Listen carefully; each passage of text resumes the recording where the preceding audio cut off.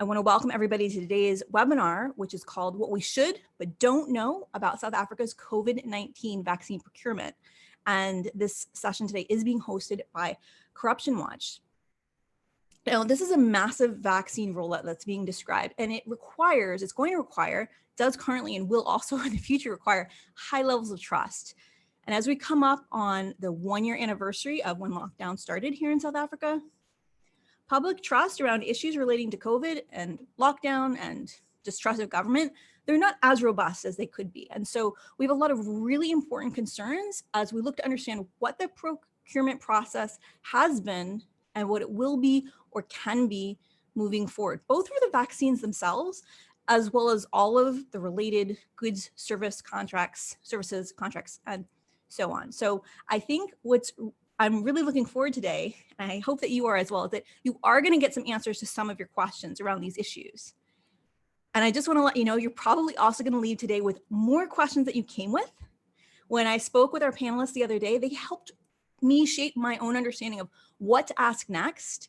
And I think you will also see that this conversation here today is going to help you in how you may want to talk with others in your own sectors or with your audiences or communities. Basically, whoever you're in touch with, you'll be prepared with some better questions to ask and to get that conversation going in your circle. So that is really a key question in our session today.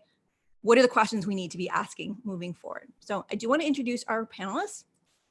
I'll just introduce myself very briefly as well. I'm Rebecca Weber. I'm a journalist based in Cape Town, and I'm your moderator today. So I'm going to stop talking in just a moment, and my eyes are really going to be on the chat, looking to see what questions you have that I can offer to our panelists. We do have some time allocated for Q&A, so please drop your questions in there. As you hear the presentations, if you have a question that you would like to be geared or asked toward a particular individual, just please note that in your question.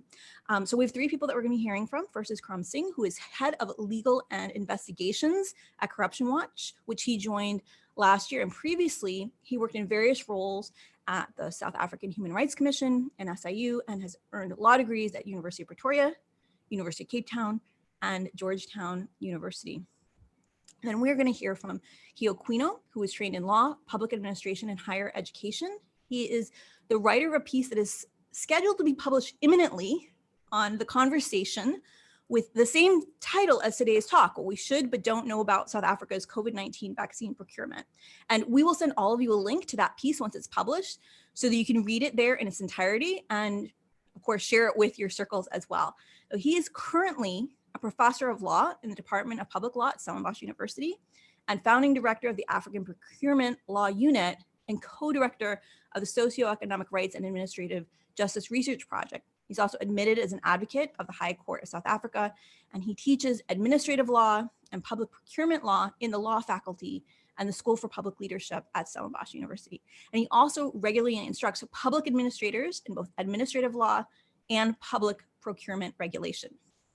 He's the author, co-author, and/or editor of 7 books, and he holds a lot of degrees. He holds many different law degrees, as well as a Master in Public Education and also an MA in Higher Education Studies from Stellenbosch University, University of Virginia, University of the Free State, University of Birmingham in the UK, and LLD, Doctor of Laws at Stellenbosch University. So he is our primary presenter, talking about some of the main points in that piece that you'll read that we're going to forward to you that's in the conversation, as well as some remaining big questions that maybe aren't addressed in the piece itself. And after we hear his presentation, then we're going to be hearing from our respondent, also with some key questions about how we move forward. Dr. Allison Anthony is a senior lecturer in public procurement law at the University of South Africa, and she is deputy director of the African Procurement Law Unit at Stellenbosch University. She's also an admitted attorney of the High Court of South Africa and specializes in construction procurement law, general public procurement law, and administrative law, and has published numerous journal articles and book chapters on these topics. She's trained public officials in South Africa on public procurement matters and teaches on the LLM and PG DIP in public procurement regulation policy based at Stellenbosch University. She is also deputy chair of the Administrative Justice Association of South Africa Special Interest Group on Public Procurement, which involves a network of public procurement academics, public officials and jurists which deliberate and train on public procurement. It's my word of the day, public procurement matters, and also holds many degrees, BA, LLB, LLM, and LLD degrees in public procurement from Stellenbosch University. So we have a very obviously highly experienced group of people here to speak with you today. So I'd like to get things started and to remind everyone who's here as an attendee to please ask any questions that come up there in the chat box, and we will have time for those in just a little bit. I'm going to turn things over to you, Karam. Thank you so much, Becky. Can you hear me okay? Just confirming that my sound is fine? Yep, we can hear you loud and clear. Okay, great. Thanks so much. Thank you and good morning to everybody. Special greetings and thanks to our moderator and panelists for today. My name is Karam Singh and I work with Corruption Watch. I've been with Corruption Watch since the beginning of last year, joining shortly before the onset of the pandemic and the national state of disaster and the lockdown and the corruption scandals which followed. I think it's fair to say it's been an incredibly challenging time to be working in this space. As Becky mentioned, in my recent, what feels like a previous life, and maybe 10, 15 years ago, I also spent some time working in this space. And I think going back to that period, even before the period of state capture, we saw troubling signs already around the area of procurement as one of the major areas of vulnerability in the state for corruption and looting. The specter of endemic corruption is something which we are all living with as a society. It's a virus of another kind, which on its current trajectory will be with us long after we're all hopefully vaccinated and beyond the immediate challenges we're facing from COVID. I suppose the big question then is how will we be able to vaccinate ourselves against the specter of corruption? Corruption Watch is an independent civil society organization committed to fighting against corruption in all forms and has a vision of society where people are able to report allegations of corruption without fear of retaliation and that allegations are investigated without fear or favor. Formed in 2021, Corruption Watch has been involved in the process of monitoring good governance, including public expenditure through research, analysis, and investigations into allegations of corruption, maladministration, and fraud, including corruption fraud. Over the past 2 years, in a project launched prior to the pandemic, through our association with Transparency International, Corruption Watch has been part of a project called Open Contracting for Health, focused on advocating for greater transparency in public spending on health by government, advocating for a procurement system which is open, transparent, and can be monitored with appropriate oversight and controls to ensure that corruption does not take place. Part of our advocacy initiatives have focused on the notion of open contracting, which calls for the publication of all procurement-related information in an open data standard by government so it can be scrutinized for corruption red flags. The Open Contracting Project is aligned with Corruption Watch's broader campaign to monitor procurement taking place within the public sector and the extent to which the procurement system is vulnerable to corruption. Last year, we wrote extensive correspondence to National Treasury to seek clarifications around emergency procurement taking place in terms of the PPE. This was prior to the scandals.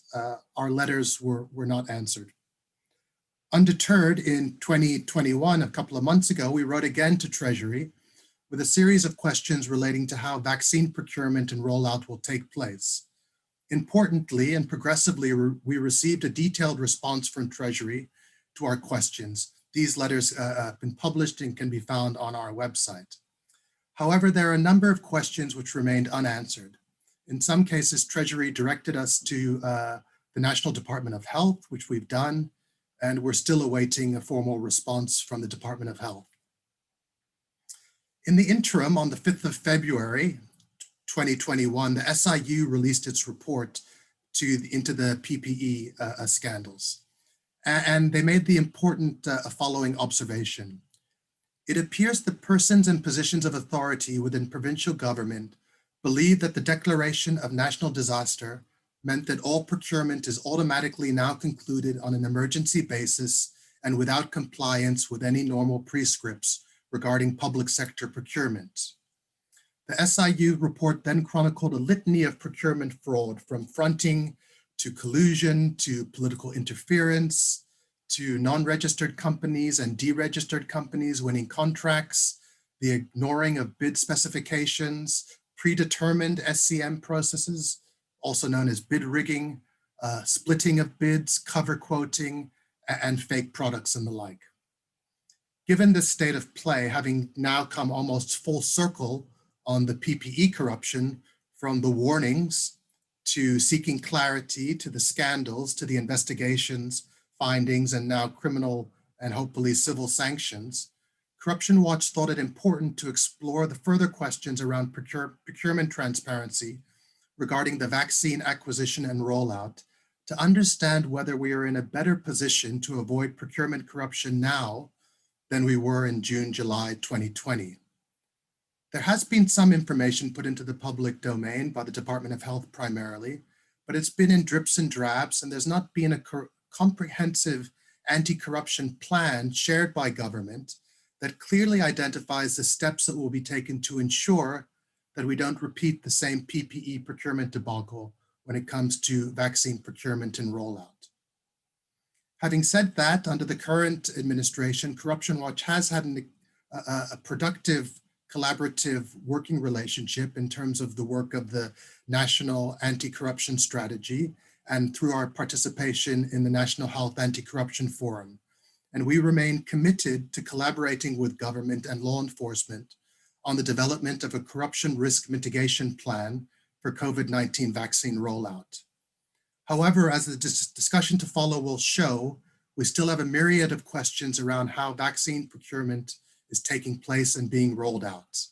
And it was on this basis that we approached Prof. Quinot to explore, research, and write on the question of what should we know but don't know about South Africa's COVID-19 vaccine procurement. He is a procurement law specialist and has produced a fine paper, which will be the subject of the talk now, and response from Dr. Anthony, who also teaches and publishes in this area of procurement law. Our big disclaimer for today, as Becky has already mentioned, is that we may have more questions than answers. However, perhaps it is through the interrogation of the correct questions that we can sharpen our advocacy and make the appropriate demands to government to give us answers that address the fundamental trust deficit that exists when it comes to addressing corruption. Finally, Corruption Watch's whistleblower mechanism is available to anybody wanting to report any form of corruption in the vaccine rollout to us. This remains a major component of Corruption Watch's approach, and we rely upon the public ultimately to blow the whistle and to trust us that we will take forward allegations of corruption in a manner which is most effective to ensuring accountability. Thank you.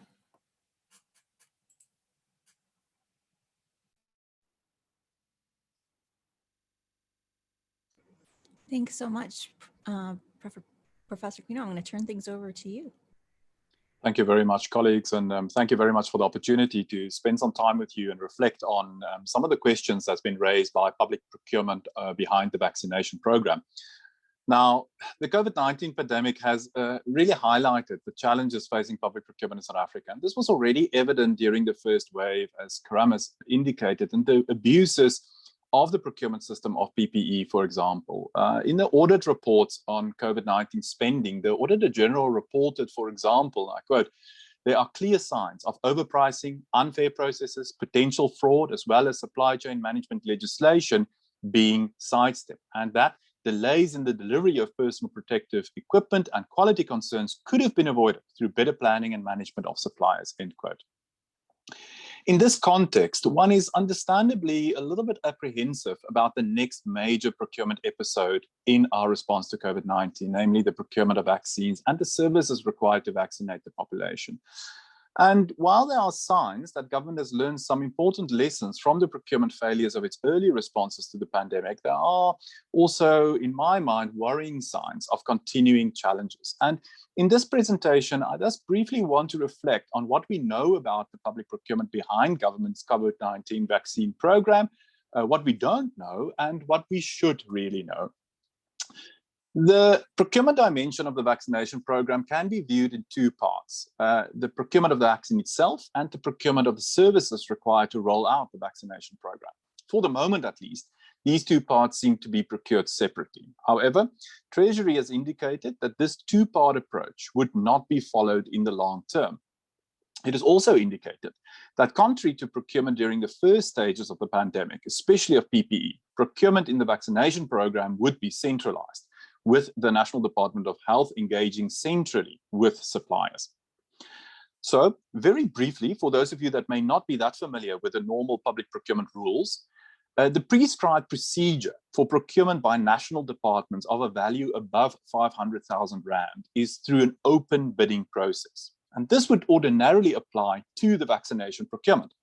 At a very basic level, this procedure requires the invitation to submit bids to be published in the government tender bulletin, as well as the e-tender portal, and to include all details of the goods or services to be supplied and the terms upon which the department intends to contract.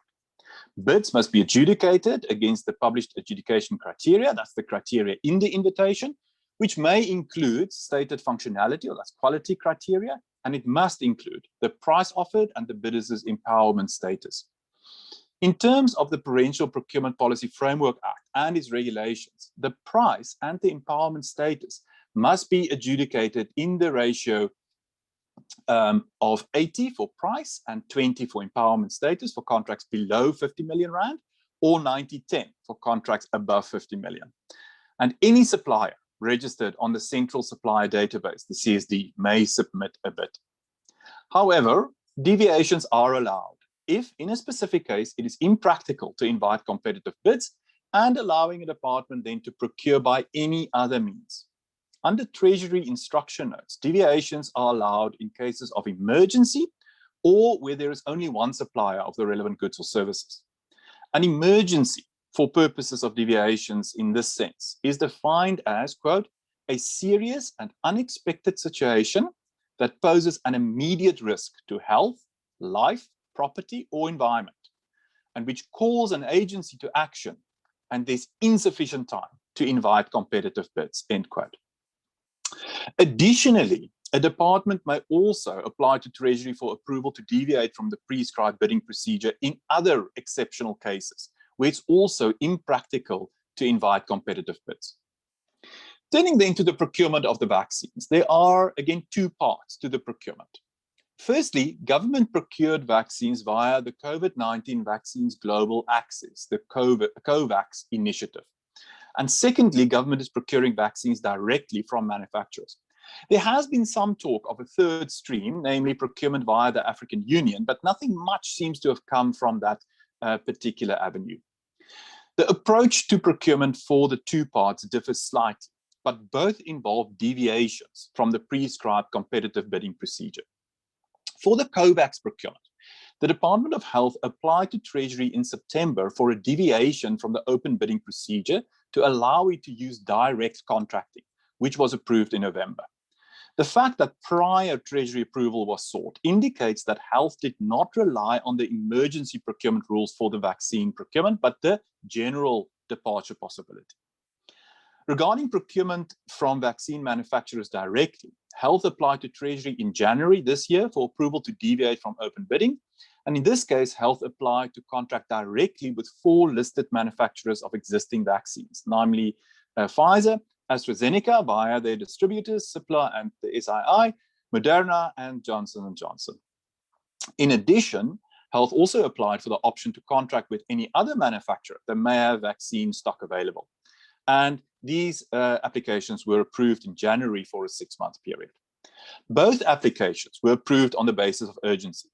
Treasury accepted that Health had to act urgently to secure supply of vaccines from those suppliers that had stock available, and that a competitive bidding procedure would not be practical given the urgency. In the case of COVAX, Treasury also accepted that this was a tailored supply mechanism that was best suited to secure equitable access to vaccines that could not be accommodated within an open bidding procedure. On 5 February, the Minister of Health indicated that the department has accordingly secured 1.5 million doses of the AstraZeneca vaccine directly from the Serum Institute, which were delivered on 1 Feb. and that 12 million doses were expected from COVAX over time. The minister further indicated that agreements were being finalized with Johnson & Johnson for 9 million doses of its vaccine at a price of $10 per dose, and with Pfizer for 20 million doses for an undisclosed price. Very little detail has been made available on the terms of these supply contracts.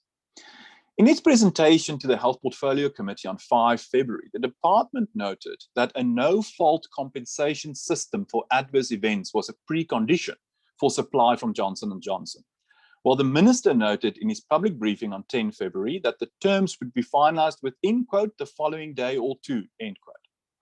In that same briefing, the minister also indicated that government was considering an offer of vaccines by Sinopharm of China, and that a non-disclosure agreement has been signed in this regard. The rollout of the procurement program, for the rollout, the Health Department also approached Treasury for a deviation from open bidding in January.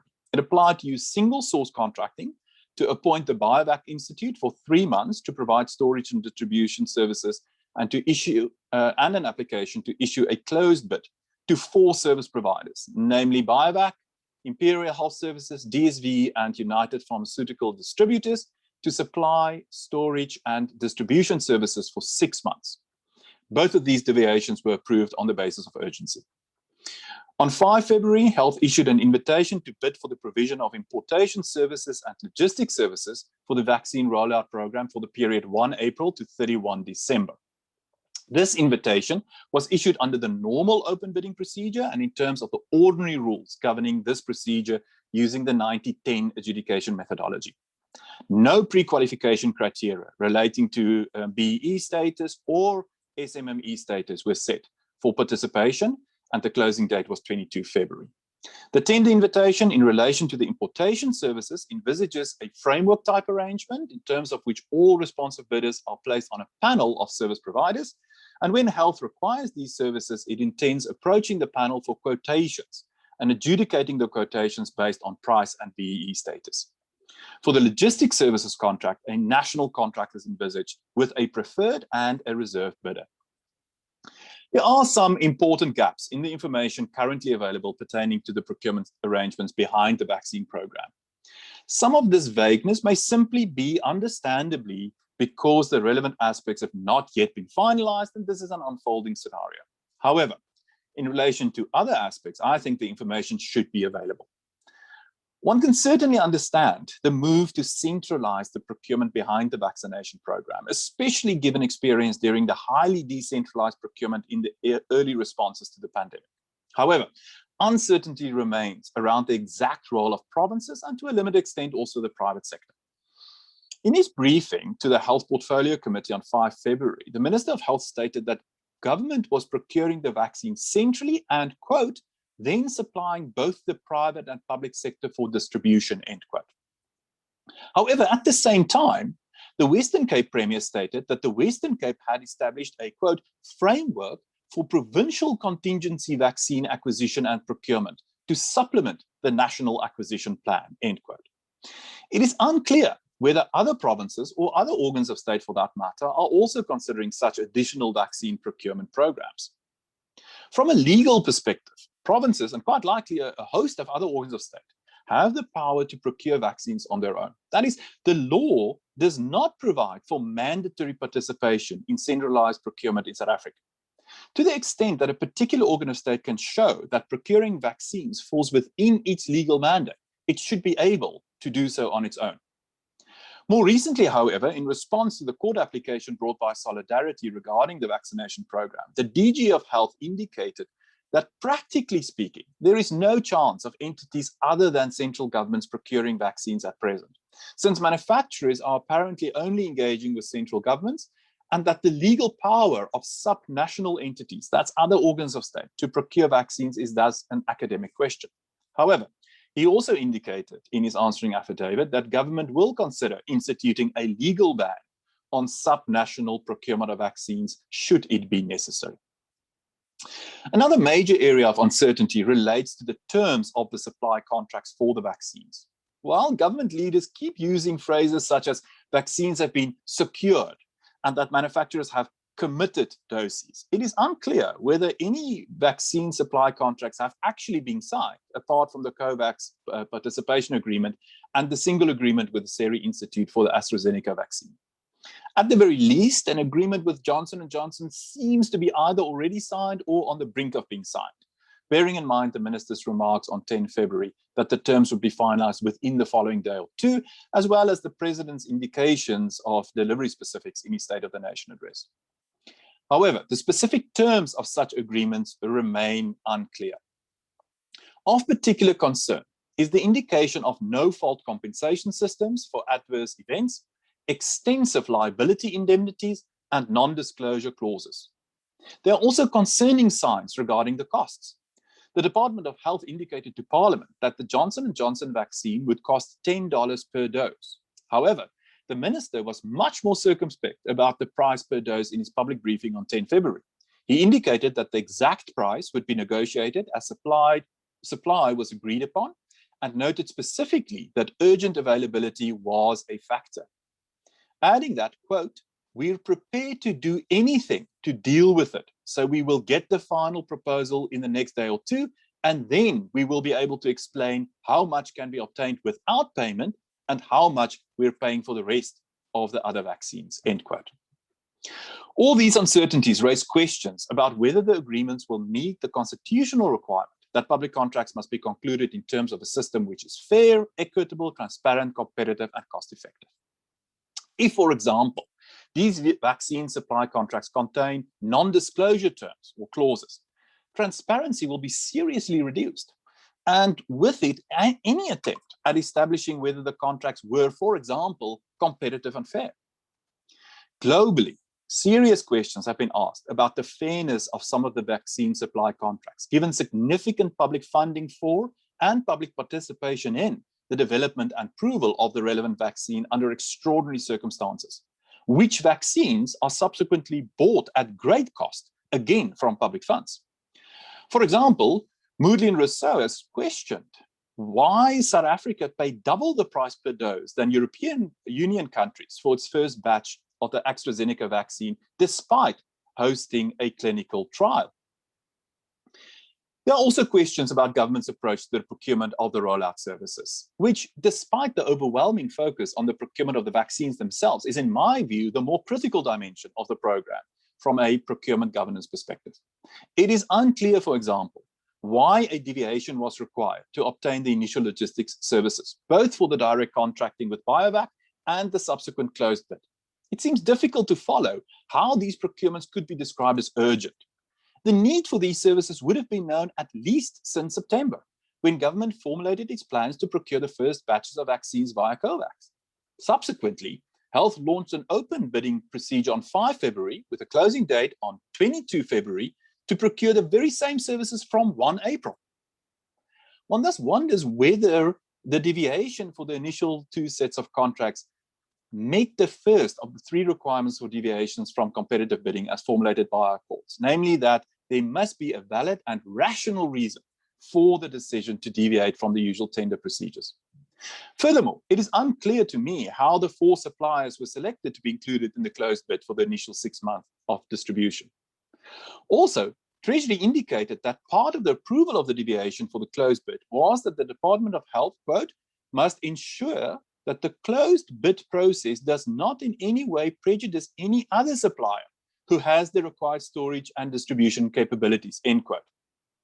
It is far from clear to me how the Health Department will adhere to this requirement, given that the very nature of a closed bid is that no other suppliers participate other than those pre-selected. That's the 4 selected suppliers. So to conclude, public trust is undoubtedly a major factor in the success of any mass COVID-19 vaccination program. The efficacy of such a program hinges on vaccinating enough of the population to achieve herd immunity, which in turn hinges on enough people adequately trusting the program to seek vaccination. Thus, apart from the constitutional values of good public governance, which require high levels of transparency, such transparency in government's vaccination program is also essential for the very success of the program. since without transparency, there cannot be public trust. Government clearly has taken some important lessons from the procurement failures during the early stages of the COVID-19 pandemic and has sought to avoid a repeat, for example, by centralizing key aspects of the procurement of vaccines and the services required for the rollout. However, concerns remain in my mind over the procurement behind the vaccination program. These include important information deficits pertaining to the content and the process of such procurement. And one hopes that the relevant information will be made public as soon as possible as an important step to ensure public trust in this essential program. Thank you very much, Becky. Thank you very much. This is really super, super interesting. And as you were talking, we also saw the link to your piece has just been published. Like, so they're simultaneously being able to hear your words. And also there's a link there. I would probably encourage those of you who are here live to sort of listen to the rest of our conversation. We will get you that link. We'll email it out to you and you'll be able to read that probably just afterwards. It's probably the best idea. I would encourage you, any questions that you have about what we just heard, please drop them in the chat. And we will get to those in just a moment. First, we're going to hear response from Dr. Anthony. Hi. Hi, thanks, Becky. I just wanted to say to the audience, I've made some notes so that I don't forget what I'd like to discuss. So if I'm looking down, I'm just checking that I'm discussing everything I wanted to. So thank you, Theo, very much for a very informative paper. I think it's long overdue, and it's something that we need to talk about, not only lawyers, but everyone as citizens. We have an interest in public procurement, it's public spending involved, and therefore it's important for us to be involved in each and every phase of the process.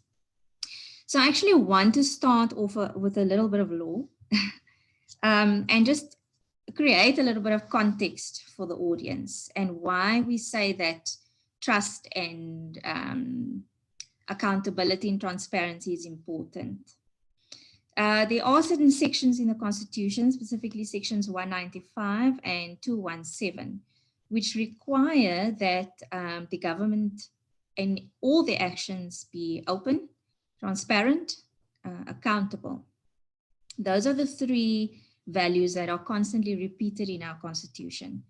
Then when we go and we zoom into procurement law, specifically section 217 of the Constitution, 217.1 says that when organs of state contract for goods and services, they should do so in accordance with a system which is fair, equitable, transparent, competitive, and cost-effective. So those are what we call the 5 pillars of public procurement. They act as a system, and therefore no one is more important or less important than the other, and they should all be applicable throughout the entire procurement process.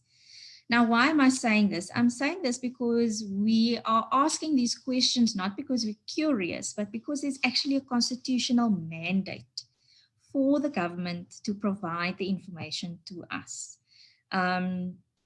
We are not being asked to be let in on the process. It is constitutionally mandated as such. And so far from what we've seen and from what Theo has highlighted, to my view, those constitutional values have not been complied with at all. So within a procurement setting, what does transparency mean? So if we look at a more practical level, for a procurement process to be fair and to be transparent and open, it's procurement information that should be made available. For example, the invitation of the bids. I haven't seen them, maybe Theo or somebody else has seen it. The invitation to the bids, who has submitted a bid, what are the terms of the bid, the tender specifications that should be met, the details of the bids, how the process was concluded or conducted and concluded, and very importantly, the end contract is very important, and it's part of the procurement process as well. There's a perception that the contract itself, once it's concluded, that it's now a contract between the government and a private party, and therefore it's a private contract, and we as the citizens are not privy to that contract. And that is a misguided notion of procurement contracts. Because of the amount of money involved, there is no way that the public cannot have the information, all of the information in a procurement process, especially these contracts. Having access to these contracts is also the only way that we can determine whether the process was actually fair and transparent, etc., and complies with all the values. There's no other way for us to know that the process was complied with.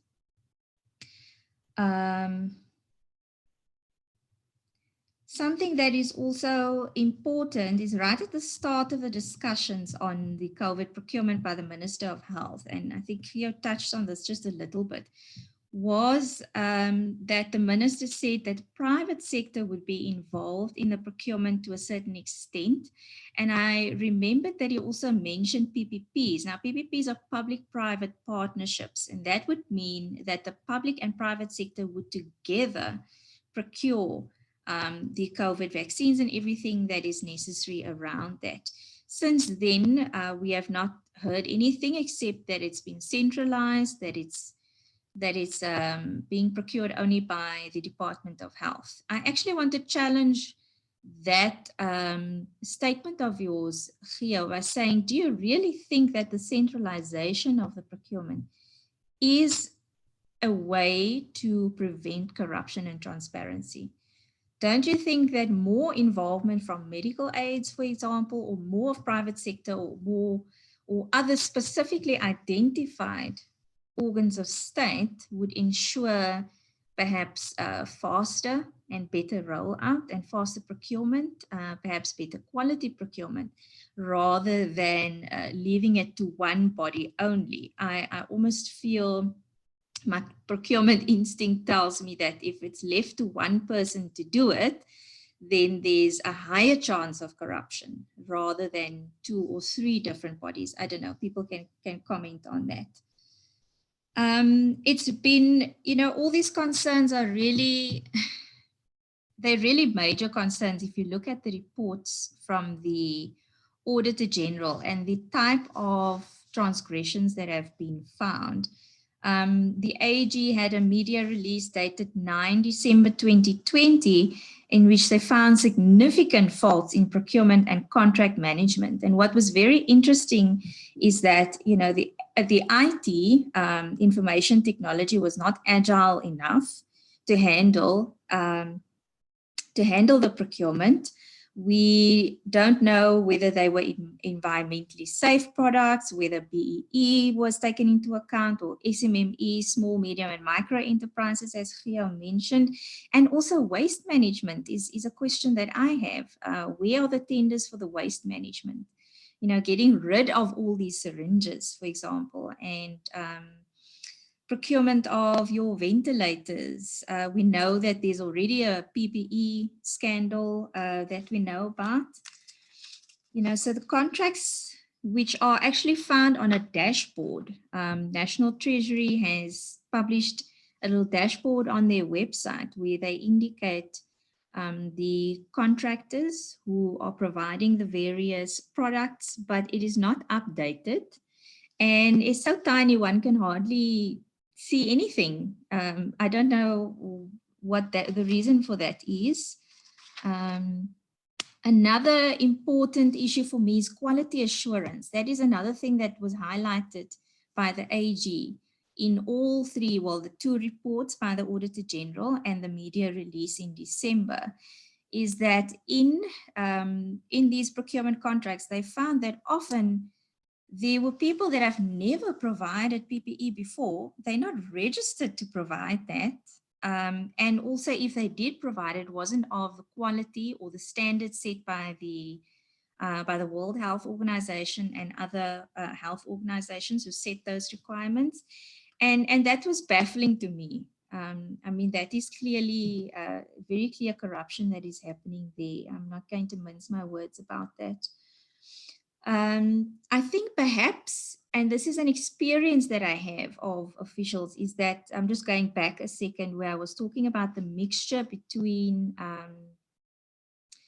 the private and the public sector, is that there's this perception that because it's now a private contract, we don't need to let anybody know what the terms of the contract are. And I think, and as I said, that is an incorrect perception. It's not a reason to be keeping those contracts closed, as it were.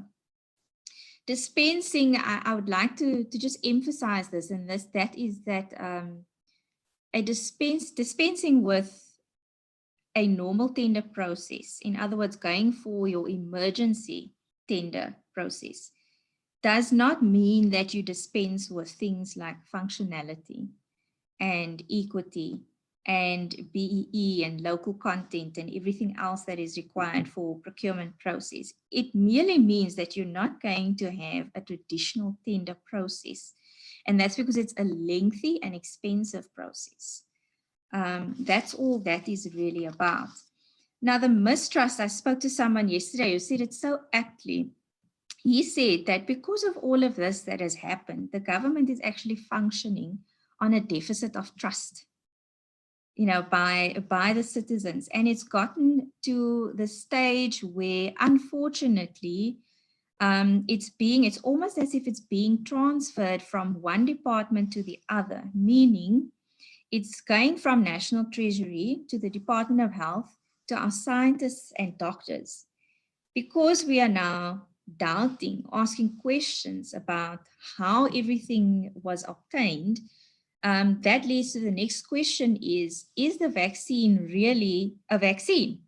You know, all these crazy questions that are being asked, and I'm not trying to throw a spanner in the wheels here, but these are the questions that are coming up in illustrating the mistrust that people now have, just because of something which is actually quite simply implemented. Transparency is all you need to do really is publish on a website all this information. And the fact that it hasn't been done raises some serious questions based on the corruption that we've already experienced.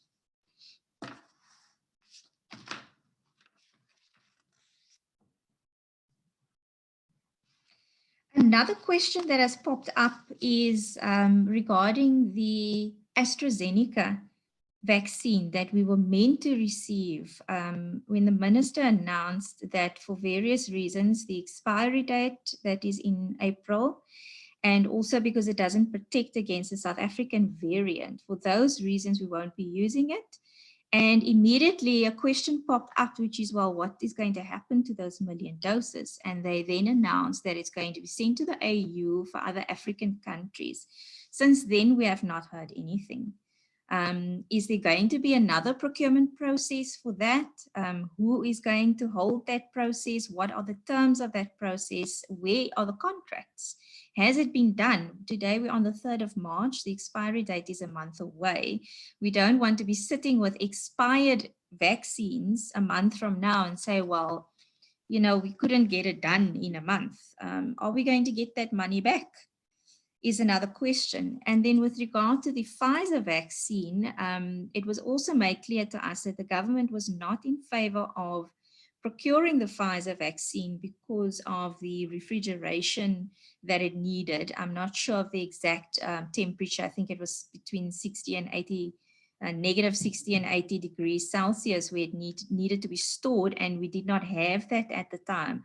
I know it's somewhere in South Africa, refrigerators are being created at the moment. I don't know if it's for that specific purpose. But that was a problem that was highlighted and a reason for why we were not getting the Pfizer vaccine. It has now been announced that we will be procuring the Pfizer vaccine. So the question pops up, has that problem been resolved? Where are those refrigerators? Who are providing them? The logistics around that, where are the contracts? Regarding that specific procurement, has it been completed? Where exactly is the information for that? So there is so much extremely important information. Oh, I'm looking at the time now, Becky. I'll close in a while, in a little bit. So at the end of the day, you know, transparency is not just a word we're throwing around. It's actually a constitutional mandate for both government and private sector as well. And to this extent, based on the level of questions that we still have, it's not being complied with. It would be interesting to hear what the rest of the audience, I see that there are already 10 questions waiting for us. All right, I'll end there, Becky, and give everybody else a chance. Great. Thanks so much. Thanks. You raised lots of great points, and we are going to get into these questions. Anybody who's got a question that hasn't posted it, please do go ahead and do so. Do it there in the chat box. I'd actually encourage the panelists to, if you want to all just sort of unmute yourselves, and maybe you may have some like discussion about the perceptions. The one that I'd actually like to first start off with is actually what you just mentioned there, and refer this back to Dr. Quinot about this issue about centralization and the role that it plays in terms of potentially preventing corruption or not. Do you want to just respond to that to get the ball rolling? Yeah. I feel that I must respond to Allison challenging the vision. I see on the chat box there's also been some questions around that. I think undoubtedly that the question around centralization and corruption is a real question. I don't think for a moment one can necessarily unlink them, but at the same time, I also don't think that there's an easy link either way. I think there are really good arguments in both directions, that more centralization could lead to more corruption. In this country, we've seen that in the sense of capture. So if there's only one body with its hand on the till, you just have to capture that one body and that's that, right? And then you have corruption at a massive scale. At the same time, if it's decentralized and the transactions happen all over the place, again, as we've seen in this country, then it's so difficult to monitor and control that the siphoning off is, again, just possible across such a broad scope that you can't control it. So I think either way, there's difficulty. I don't think centralization per se would lead either to more or less corruption. I think that the answer is really in transparency and how you set it up. So I think that if you appropriately set up your transparency mechanisms, whether you procure centrally or decentrally, I think that's the trick. And I think if you take that as the point of departure, your question should thus be, in your system, to what extent are you able to apply proper transparency mechanisms at many different sites? And to what extent can you only really do so at a few sites? And I think that should answer your question in terms of how decentralized you want your system to be. I think South Africa is probably a system where we just don't have the capacity or the systems to really effectively monitor across a very broad range of different sites. So we should have a limited number of sites. That doesn't mean I think one. I'm concerned about one. So I would, for example, say, let's perhaps go down to provincial level and apply proper transparency mechanisms at that level, but not below that. So that would be kind of my response to that. I think perhaps that also touches on another question around flexibility, and how much does one actually have to allow in the system for flexibility for people to run with an actual procurement, especially in urgent contexts like this one, where you want people on the ground to be able to respond to a fluid situation and immediately take decisions without having to go through a 9-month procurement process. And again, experience elsewhere in the world has taught us that you can only really talk about that level of discretion and that level of agility if your integrity of your system is really high. Our system's integrity isn't high. It's very low. So we cannot afford, even if that is, of course, the better way of procuring. Of course, we would want to give capable people the power to run with the money and do the best possible transaction. The fact of the matter is, in South Africa, we simply just can't trust that to happen. So again, we come back to this issue of, unless we have really robust integrity systems in place, and as Allison, I think, has very effectively highlighted, this is not a nicety, it's not a luxury, it's not something that we're knocking on the door and saying, look, we would love to have it. This is a constitutional imperative. It's in the highest law. The government's got no choice. Until we've got that in practice, I fear that we are bound to have a fairly tightly controlled system, which will necessarily have a significant amount of hurdles to jump, of hoops to go through, which will take time. We won't be agile, and that will cost in terms of cost effectiveness. I just don't see a way around that. Thank you, Becky. Thanks very much. I think keeping everything that you just said in mind, let's take a look at some of the questions here in the chat. Some of them are so good. I don't know that we're gonna have time for all of them, but I think we can definitely get some conversation going. There's one from Walter who asks, do we need to tighten the legal framework to address future pandemic-induced procurement, or should we liberalize the legal framework as it relates specifically to this procurement? And also I'll add on, is this actually an either or? Is there a third way of looking at it as well? Yeah, I mean, I'll just quickly jump in, and then some of the other panelists who do some talking as well. But I think, Walter, I think it's an or, it's an and. It's an and. I think it's both. I think we need to be fairly agile and practical about the scenario that we've got at the moment. I'm very surprised that we've not been using some of the mechanisms that will allow us to legally move much more quickly than we have. So I think that there are options at the moment that we could certainly use to, in the moment where we're at, move quite quickly. But at the same time, I think we shouldn't waste a good, to use a real cliche, shouldn't waste a good crisis. To learn from that experience as we go forward. And we must remember that we're in any case in a big procurement law reform process at the moment in South Africa, and we should use the lessons to build inappropriate mechanisms in such a new regulatory regime so that in future we're not facing the similar scenario. Thanks.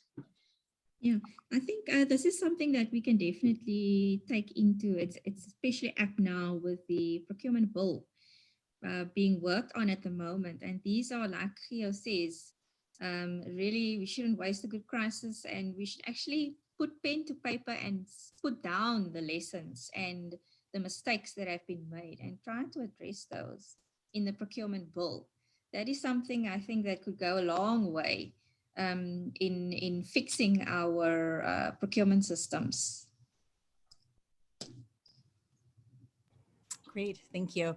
One thing that's come up in sort of a number of different ways in the chat is people asking about trust, and we've talked a lot about trust and mistrust here, but trust specifically in the vaccines themselves, right? And one of the questions that came up was from Amy in a very simple way was, do doubts about supply contracting add to vaccine hesitancy, and how can these issues be separated? We saw a comment from a healthcare worker who says, intends not to get the Sorry, Becky. I think they definitely connected, like I said earlier, is that there's mistrust in the process. And now you start wondering, there's also been reports, I'm not sure if it was by Corruption Watch or National Treasury, which report it was, the type of corruption that can occur during a vaccine procurement, changing of the vaccines, hijacking of the vaccine trucks, for example, looting them, all kinds of things that can happen, which leads to mistrust of the actual product. And that is uncalled for. It's natural, it's human, it's understandable, but that is unnecessary.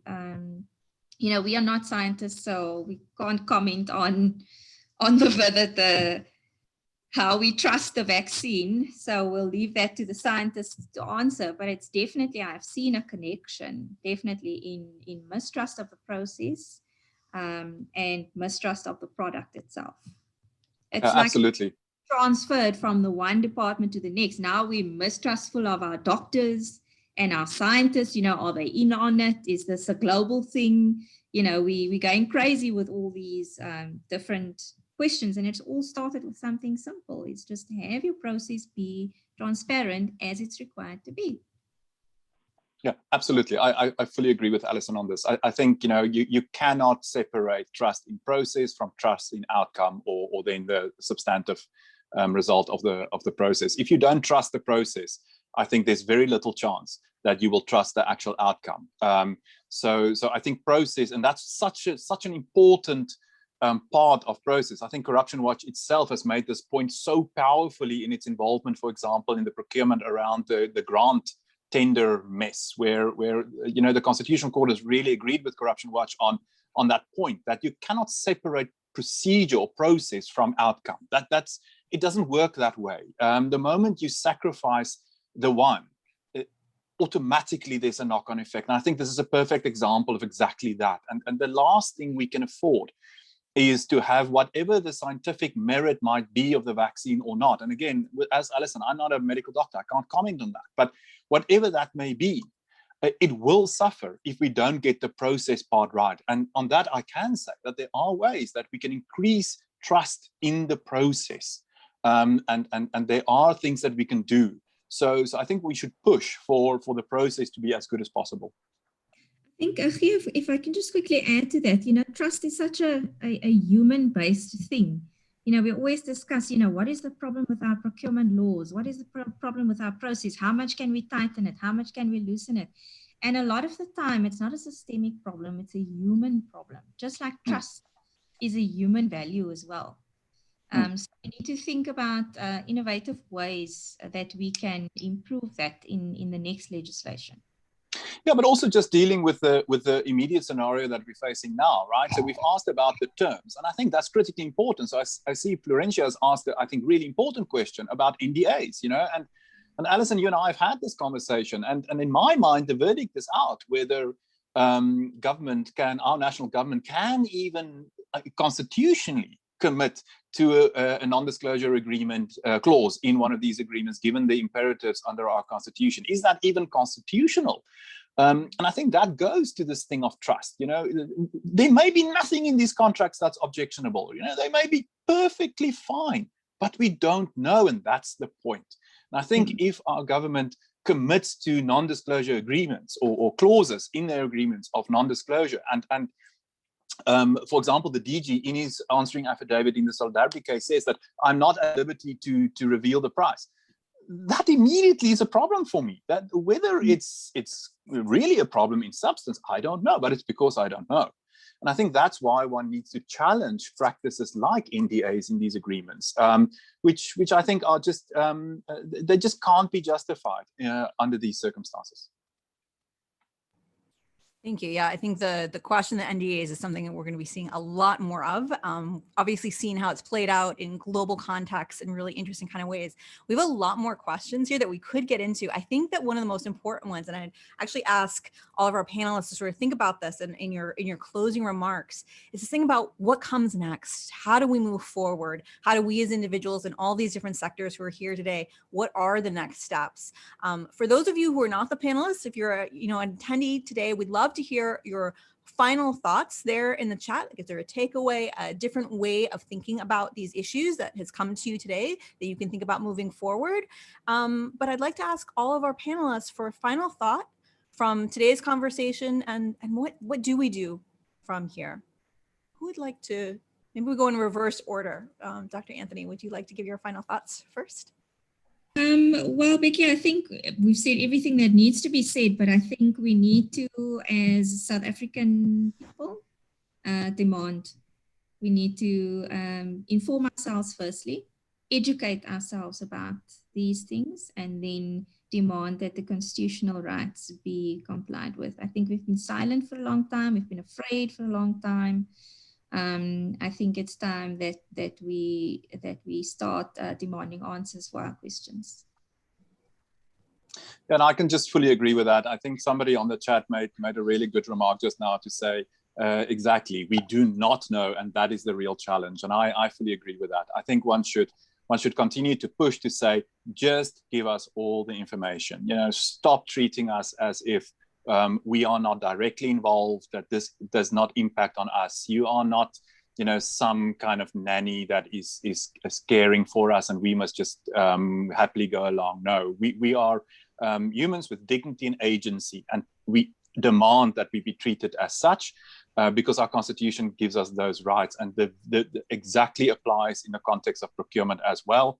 We've fully got those rights in our constitution, and the government should just accordingly adhere to those and act accordingly. And I think that message needs to be continuously conveyed to government. And then I think looking a little bit beyond the current pandemic, if one can be so bold to think about life after the pandemic.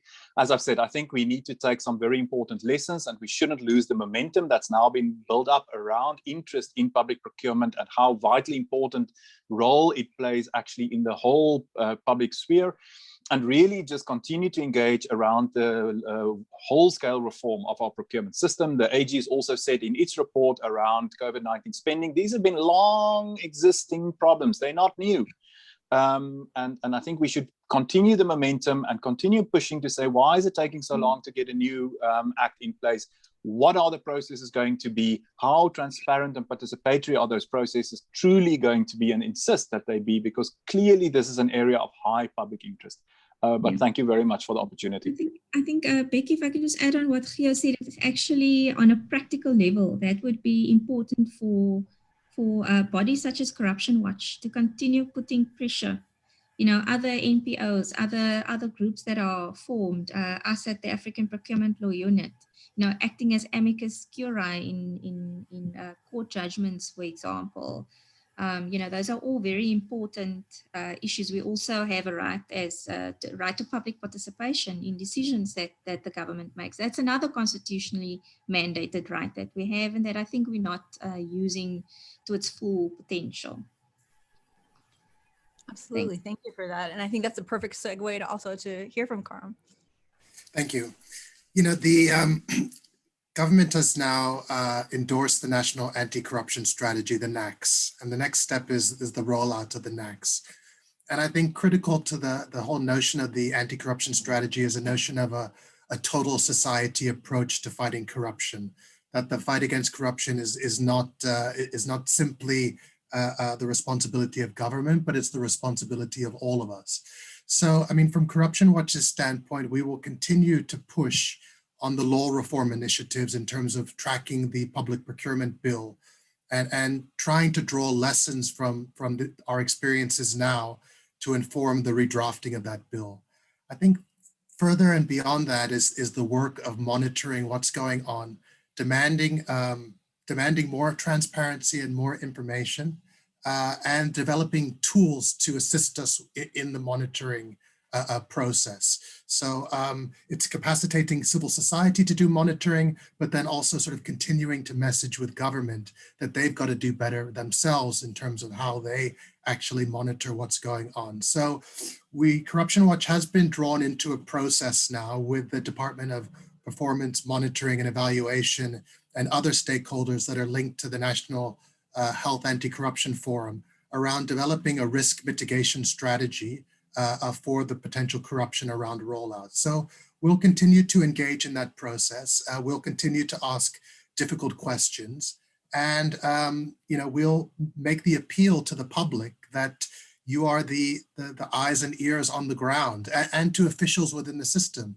that when you're asked to do the wrong thing, when you observe the wrong thing, when you observe unlawfulness, irregularities, criminality, blow the whistle, bring it to us.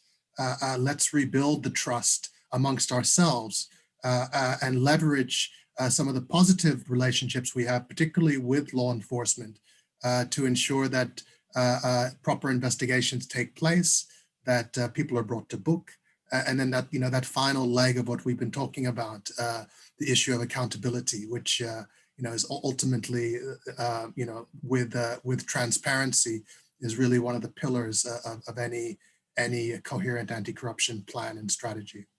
Thank you. Great, thank you so much. I want to say a very big thank you to the three of you for coming and for sharing your perspective, your experience, and for helping to sort of reframe the conversation and for helping us to ask, I think, better questions moving forward. We saw some of those good questions here in the chat. Thank you very much to all of the attendees who came here live and did ask your questions. And of course, a big thank you to Corruption Watch for hosting today's session.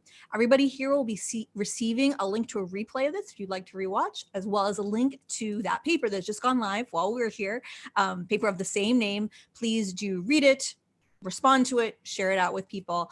And if you have any thoughts or feedback about what you would like next from Corruption Watch, of course, you can always respond to them and let them know how things are going.